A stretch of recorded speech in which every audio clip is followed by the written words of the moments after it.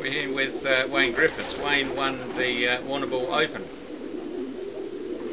Wayne, what was the breeding of your winning pigeon? The father was a silver shadow and the mother was a dangerful one. The mother also bred my bourbon as well. Ah, so she's bred two associate winners now. Yeah, it's good, isn't it? Wayne, how did you become interested in pigeon racing? I started off with a pair of fantails about the age of 8 and then just went onward from there. Flew in the Hampstead Juniors for a couple of years and then joined the test and been there ever since. Oh, right. So you've been there, well, you've been Since 1970. Gee, long time for one club, isn't it? Yeah, it is. Yeah. God. Got a pigeon that's an outstanding breeder or racer for you, Wayne, and what's it done? Yeah, the mother of my Warrnambool associate winner, she also bred the Burrabeen associate winner. So she's probably the best breeder at this stage. But I've got a couple of others that have bred a lot of associate places. Yeah. No particular one. Did she race too?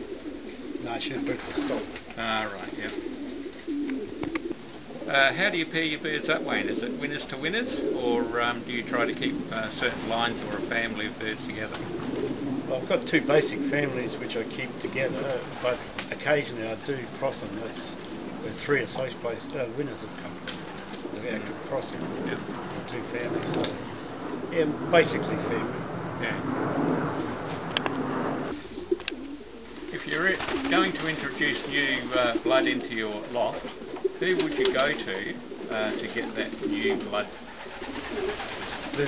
There's two flyers. One's my stepson, Philip Jacobs, who flies the same pigeons as what I do, so I'm not going too far away when I go there. And John Cock, where the original Silver Shadows come from. So they're the only two that I'm sort of worried about. Yeah. Do you think the imported birds, Wayne, can race the long distance races in Australia? I sure do. In Marla, when I got 1st, 2nd, 3rd, 5th and 15th, they were all imported direct. Right. So I can't see any reason why they can't fly a bit further. Yeah. How many young birds would you breed for the coming race season, Wayne?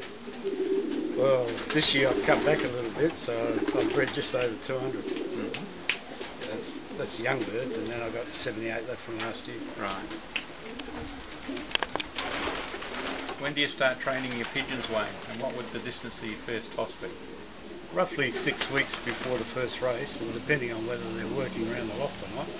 And first toss is always Port Royal. Right. Yep. Do you separate your cocks and hens at all, Wayne? No, they're flown together all year round. Not even after the derby? You don't separate them? No. Do you worm your pigeons during or before the race season, Wayne?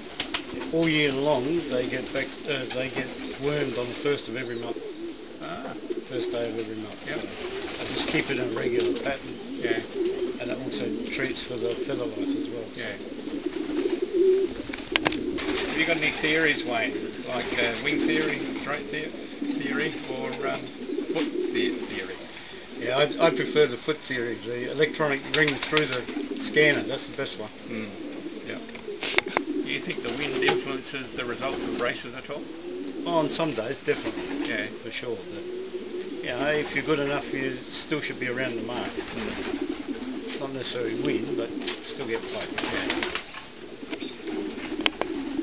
Do you like racing late breds? And if you do, is there anything different that you would do with them? Oh, I don't race a lot of late breds. I've just put my last young ones over, so no, I don't say I'm a big late bred racer. No. Wayne, do you buy a pre-mixed seed or do you mix your own? I basically mix my own. All the wheat and peas come off the farm, and all the small seed and maize I buy from Gilbert's.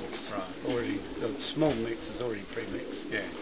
But other than that... Oh, that's John Pryor mix, is it? Yeah. Do you increase the carbohydrate ration as the races get longer? Yeah, only towards the end, and only maize. I don't use any of the other carbohydrate ones. Yeah. Just maize, extra maize. Yeah. Do you medicate during the race season? And if so, what do you use? Yeah, I always follow the vet's advice, but most weekends I will give them a little bit of Turbosol Triple X just as a preventative from returning from like race birds. Yeah. So yeah, they're the only ones that get treated. I don't treat the whole lot unless I have to. Yeah. What's the favourite distance you like racing Wayne? I like middle distance racing, and I like to send birds first up.